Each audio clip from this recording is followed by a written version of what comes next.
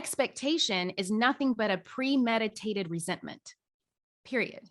We are premeditating a resentment that we are going to have over a person, place, thing, or idea by expecting something to be something that it's not.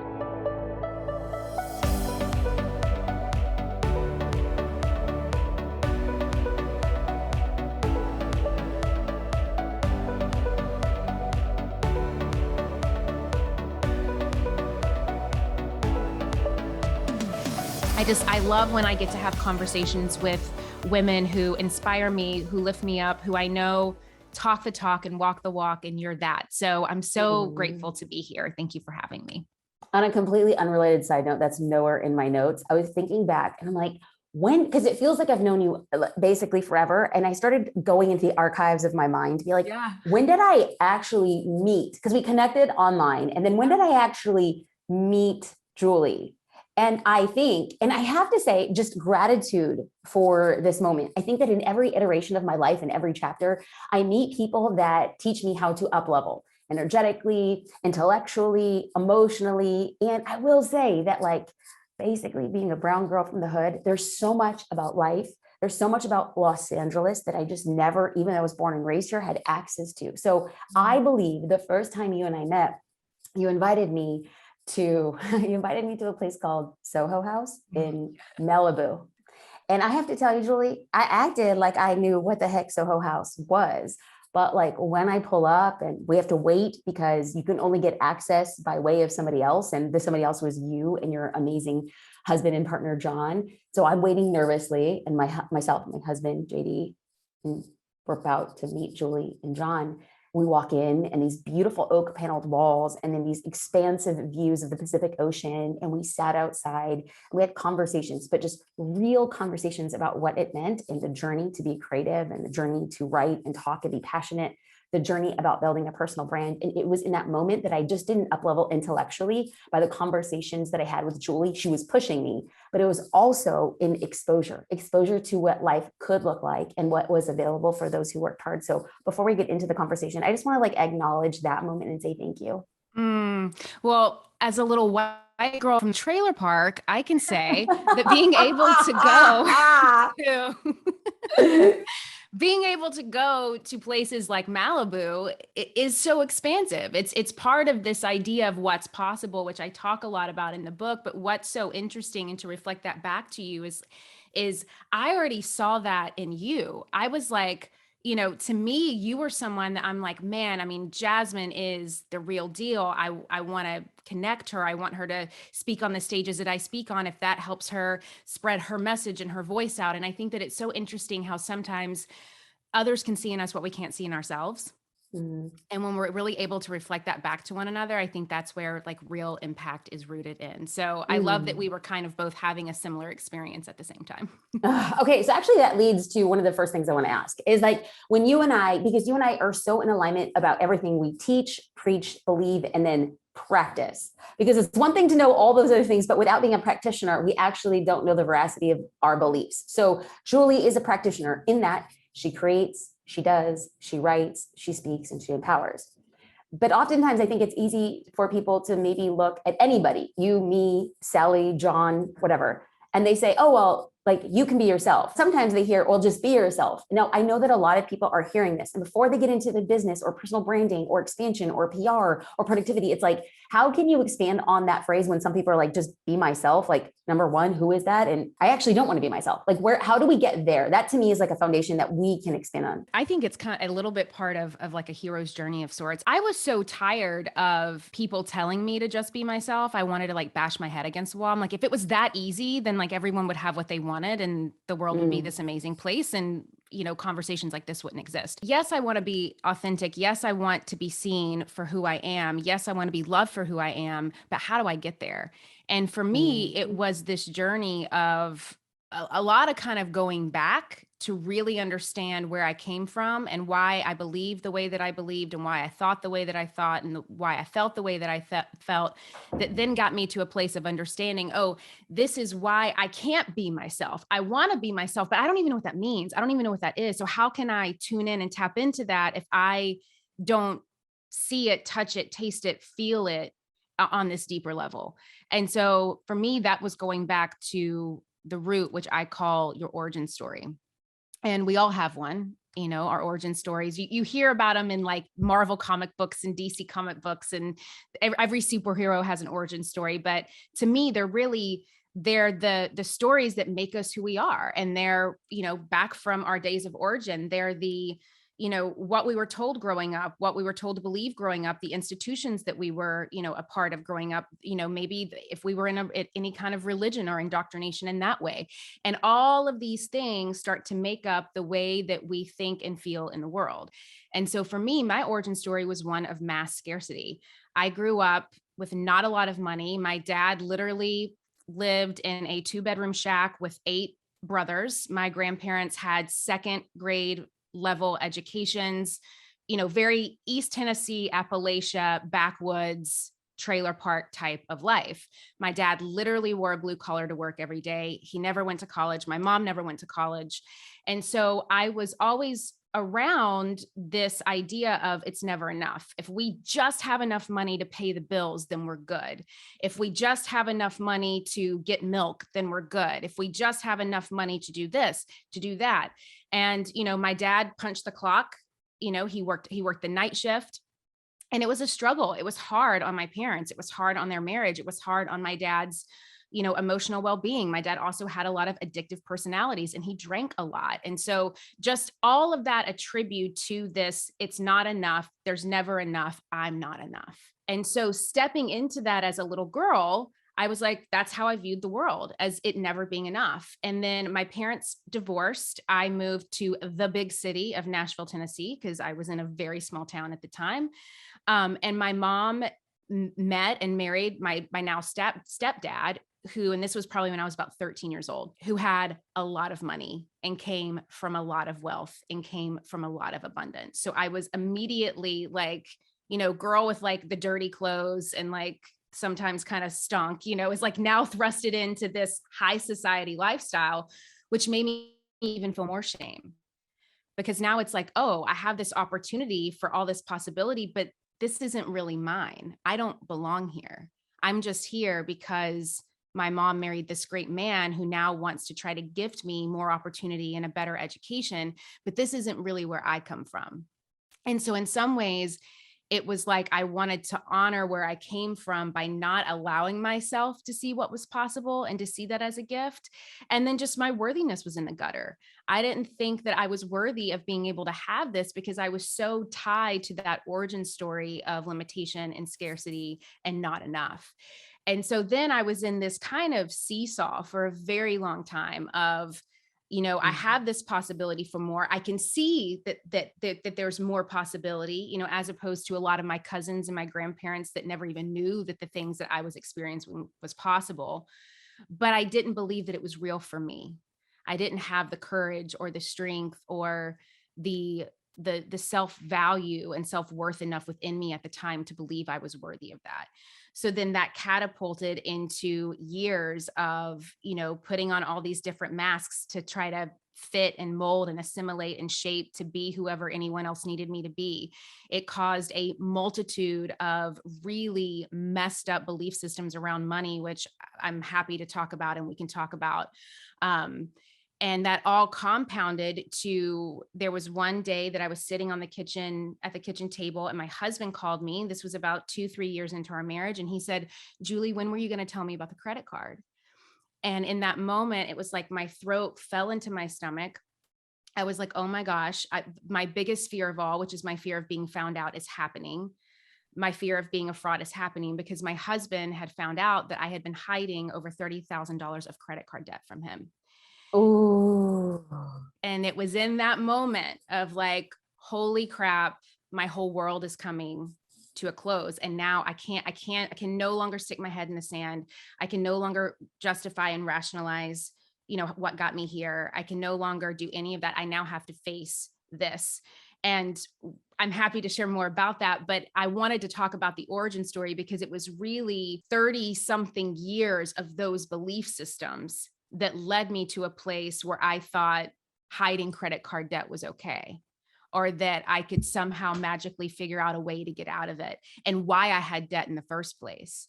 And so it compounded into a lot of really layered things with money for me. The title of your book is Get What You Want. But before that, okay, so now we understand the deep complexity that leads Julie to where Julie gets to be somewhere in her 30s. Okay, fine. But there is this thing on the outside that people see very successful, very driven. So from a career perspective, you get in and you are teaching people how to build brands, and you are teaching people how to become essentially their own PR, although you encourage and tell people to invest in that and all those good things. Right. So at what point is Julie realizing that there's an intersection between the business and the brand that she makes? Because you didn't write a book called like Branding 101, and you didn't write a book called PR, whatever. Right. So what happens here? Like, what is happening on this origin story? Like all those things. Is this like a coming out for you? Is this a shift? Talk to me about how this book came, because I feel like I have other questions, but I'm like, no. I need to connect this selfishly for me, but also for the listener. And traditionally, my background, for those who don't know, I went to college for journalism and PR. As I mentioned, my parents never went to college. That was a big deal. I had student loan debt, moved to New York, was trying to like make it. And because of my belief systems of not being worthy enough, I am a heck of an achiever. I'm an Enneagram 3 to the bone. I am relentless, and I will just go and go and go and go, because I had this desperate desire to prove to myself that I could make it, and I could make it on my own, and I didn't need anybody, and I could make money, and I'm going to make more money than anyone has ever made money before. And that's enough. But my why behind that was non-existent. And so on the outside looking in, and what's interesting about PR, a lot of it is perception. So it's like, well, of course I got into PR because I wanted to be perceived as, I have it all together. I'm successful. I'm amazing. And the truth of the matter is, like, I am really good at what I do. I have a background in it. I've been doing it for over 15 years. I've learned the ropes. I can coach, I can teach. But my problem was that I could make a lot of money, Jasmine, but I would spend it faster than I could make it, because I didn't think I was worthy of having it in the first place. And so that was my issue, that I could make a lot, I could manifest what I want, I could be relentless about it, but I would spend it faster than I could even think about because of that worthiness piece. And so for spending money for you was worthy.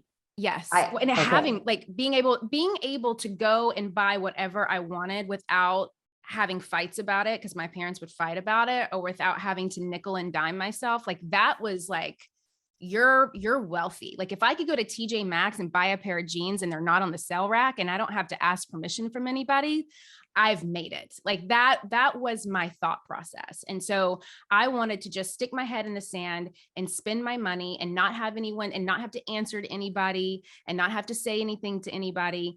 And it worked until it didn't. And then slowly but surely, and I would justify things. I would say, like, well, it's not like I'm going to Rodeo Drive and buying Hermes bags. I'm buying a shirt from Zara, or I'm buying some lip gloss from Sephora, or I'm going out to lunch with a friend. So I would have these delusional rationalizations and justifications of my spending. And I would just keep saying, well, I'll just make more. I can just make more money. And so I would just be on this hamster wheel of like, well, if I'm in more debt, I'll just make more, or I'll get this new PR gig and I'll pay it off before my husband has to worry about it. Or, I would just make up all of these things. And I was too ashamed to tell him, because, it was kind of like my self-sabotage and my upper limit. Like, I had put myself in the debt, and then I wanted to get myself out of the debt to prove to myself. And it was just this really vicious cycle. And so hang on, Julie, hang on. But don't lose your thought, because going back. Okay. So I want to make sure that we're all connected here, because it is easy to look at somebody else and then immediately find similarities. But specifically, when you look and hear Julie talk, you might be feeling immediately differences. You might not be an overachiever. You might not feel the necessity to splurge in any way, shape, or form. You might not ever feel bad or guilty for responding or not responding to a partner. I just want to pull out what is the undercurrent, because Julie's done a lot of internal work and a lot of work with others to actually understand that we all have triggers and outward manifestations of behaviors, from inadequacy, fear, doubt, upper limits, childhood trauma. Okay. So we're looking at this, and I don't want anybody here like, well, that's not my thing. because we all have a thing. And so I want to actually go through the process of what Julie's doing, because even if money isn't your thing, it could be a relationship, it could be weight. Yes. It could be drinking, it could be food, it could be sex, it could be absolutely all these things. So work, girl, why are you calling me out, girl? Don't call me out. Don't call me out. No. So I want us to now going through this mass like enlightenment. What we hear is a woman who is doing the thing that she wants, and for all intents and purposes on the outside looks great, is doing great, but on the inside something's going on. So for all of us as we listen, I think that before we go anywhere, 3 seconds of you asking yourself, what is it that I am trying to gloss over? Is it negative self-talk? Is it food? Is it sex? Is it any indulgence? Because once we go there, everything that Julie talks about, awareness and productivity and all those things, it will be a massive breakthrough for you, and not just personal, but also business. So I want to make sure that it's like, woosah, y'all. This isn't the Julie journey. This is the you by way of Julie's story. Okay. So, and we all have, I mean, to me, the root of it is shame. You know, that's right. I've had a lot of money and I've had no money, and like there's a heaping pile of shame with both ends of that spectrum. So shame does not discriminate. Whatever is your thing. That's right. And that was big for me. And I think that another thing that I learned through my process is that, and I'll just speak for myself, because I am and was and will always kind of be to a degree this person, but the people who want to appear the most put together are usually the ones that are like just trying their best not to fall apart behind the scenes. Come on.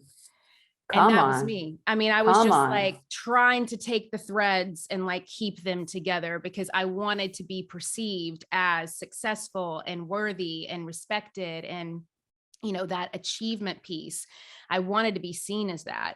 And because I wanted it so badly, and I didn't know at the time how to find that within myself. And so that was the idea of get what you want, because for a very long time in my life, I didn't know what I wanted. I didn't know how to get what I want. And I kept trying to change all the externals, hoping that that would then somehow get me what I wanted. And it didn't. White knuckle it to a degree, and you can mask to a degree, but eventually I think that we all, if that is the road that you're on, you will hit a rock bottom. I hope you hit a rock bottom.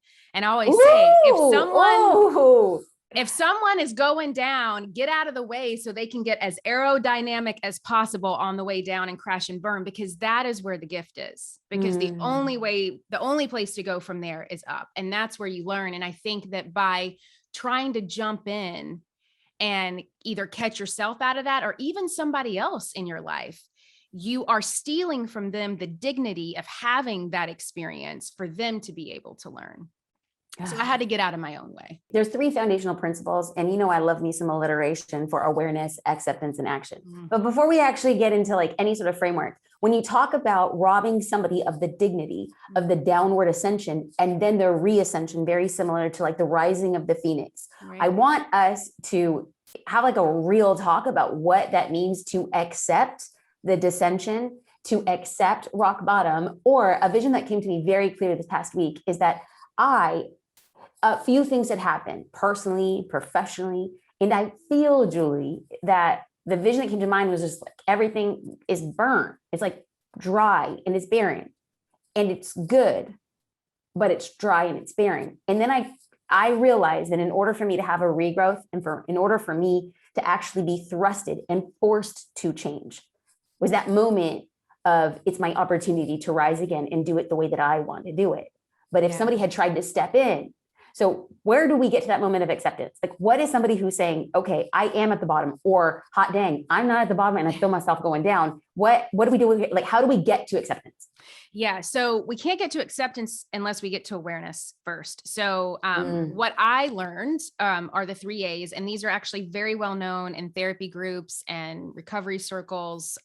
They've been around for a long time, and I still apply them to everything in my life. And when I can do that, is when I can really get to a place of self acceptance and really of serenity. And so the first of the 3 A's is awareness. And this is just us being aware and identifying that some kind of problem or dysfunction exists that needs to change.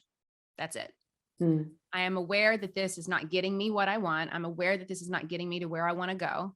And this needs to change. Is it behavioral? Like when you say, because something you just said is like, I'm aware that this isn't getting me where I want to go, or I'm aware that this isn't getting me what I want. But what are we talking about here? Like, are we talking about an emotion? Or are we talking about human to human relationships? Are we talking about a business, or all of it? Patterns. It can be, I could even simply say like, I'm aware that when I go meet my mom for lunch, she's always late, because I could be annoyed about her being late. So first I would say, okay, I'm aware that she's always late. Then acceptance. Can I accept that she's always late? Okay. So now what am I going to do about it? Ooh. Am I going to not meet her? Am I going to bring a book with me and wait on her? Like, how can I get myself out of the suffering? And so it's that first step of, I'm aware that there is some kind of suffering, dysfunction, trigger, tick that's happening either within myself or in some experience that I'm having with another person, place, or thing that needs to change. Does that answer your question? Yeah, very much so. Okay, I just feel like there's somebody who's listening and, oh, dang. All right. So, but that's not even the biggest one. The acceptance is the biggest one, because that's usually the one that people want to skip. It's like people are cool with being aware. Girl, it's like it's like you're a podcast host, because you know I was going with it, because what I'm thinking right now of the listener who all of a sudden is like, I'm going to become aware. Right. I'm going to become aware that the business isn't doing well. Right. I'm going to become aware that the business is not where I want it to be. Right. And so then we get to this level of acceptance. So talk to us there. Yeah. And acceptance it's really flipping uncomfortable, because this is the place where you, me, and everyone listening has to come to grips with the idea that, okay, this problem isn't all of me, but this problem is a part of me. Ooh. This problem began with me, and now it's going to end with me. And it doesn't define me, just as, no other single characteristic of our lives define us, but it is a piece to a jigsaw puzzle in our lives that no longer fits, and it needs to be removed. And it's up to me to do that. It's not his fault, her fault out there. It's here. And this is really about keeping the focus on ourselves and accepting our part to play, even if it's just 1%, because we always have a part to play. Okay. And so the business owner, right. So the business owner who became aware that the business is not where it's supposed to be, they're not exactly happy with the outcome. Right. That is at first the awareness, and then the acceptance was that the business started with you, and changes in the business, changes to the previous chapter end with you, and changes to the next chapter start with you. So let's get into action. Yep. And so action is that's the plan. That's the plan we put in place to restore and really recover, and to get those things that have kind of been lost in the dysfunction back. And with action, this is where we get clarity, confidence, self-esteem, balance, hope, serenity, peace, excitement, joy. This is where all of that comes from. But you can't get there until you are aware of the problem, you accept what it is, and then you decide, okay, now what am I going to do about it? So you're writing this book. Who are you writing it for? Who's in the forefront of your mind? Who's going to be walking through a bookstore and picking it up? Yeah. I think of a woman that's probably very similar to how I was that day at the kitchen table, that she's sick and tired of being sick and tired. She's sick of hiding herself and expecting to be seen, and waiting, for this magic day, this magic person, this magic experience, whatever it is, to kind of come in and make it happen for her. So she's sick of hiding, and she's waiting to be seen. And she's expecting it. It's like, I'm showing up, I'm doing this, I'm doing that, but nothing's changing. And it's like, well, why is nothing changing? And what's your part in the fact that nothing's changing? It's like with my story, I could have said, like, why is my PR business not growing? And why is this happening? It's like, well, because you're hiding $30,000 of credit card debt and lying about it. Like, hello, you expect your life to be hunky-dory when you've got this thing. And maybe it's not something that big for somebody else, but it's going back to what you said earlier, Jasmine, about what is that thing? What is that thing that you're so afraid to admit, either to yourself or other people? What is that shame-ridden thing? What are you so terrified of? What are you so afraid of that is keeping you from really allowing yourself to crack open and be seen by the world and to shine? What is that for you? And so That's what I mean by that. Like, you can't hide yourself and then expect to be seen. Expectation is nothing but a premeditated resentment, period. We are premeditating a resentment that we are going to have over a person, place, thing, or idea by expecting something to be something that it's not. Oh, that was like a podcast clip if I've ever heard one. That right there, Queen. I was like, this is the story we will use to promote that podcast. Hot dang. Yeah. Wow. And that's premeditated Meditated resentment. Talk about a cloud of negativity. Mm-hmm. Expectation is premeditated resentment. It's like you're expecting to be resentful for the thing. Dang, girl. Right. I'm expecting you, Jasmine, to be someone you're not. And when you're not who I make up and tell myself you are, I resent you. And then guess what? It's not my responsibility. It's Jasmine. So then that's the payoff, is that the focus is not on us. The problem is not for us to try to give over or change or figure out. The problem remains out there, which means we don't have to take accountability, which means we get to stay in the cycle of suffering. And this, Queen, which is why the book was freaking written, is that what is stopping us from reaching our highest level of self-awareness, self-love, self-acceptance, and just straight out success is that we can't let go of the baggage and then we expect to get through the door. And like, no, you are not entitled to do that. Okay. Right. Okay. So without giving any names, what are some stories of people who you've navigated and saw? Because the part of the reason you wrote the book is because you've worked with a variety of very successful, very powerful, very over the top, amazing women, but it was a series of them letting go of the baggage. What's like a story that comes up for you to be like, these are the principles that work and these are the results? Because oftentimes people hear it and be like, must be nice. But yes. So, and I talk about this in the book. There's an incredible woman named Nicole that I had the honor of coaching a couple of years ago. And she shared this really beautiful story about how she is third generation Latina in America. Her grandmother actually almost aborted her mother. Her mother had to prostitute herself in order to make money to put food on the table for the kids. And this caused this cycle of belief systems in Nicole that, and kind of a different story of mine, but like the same belief. It's never enough. Everything has to be a struggle. People are out to get you. Money is bad. Money is evil. No one's ever going to help you. You have to do it all yourself. All of these belief systems.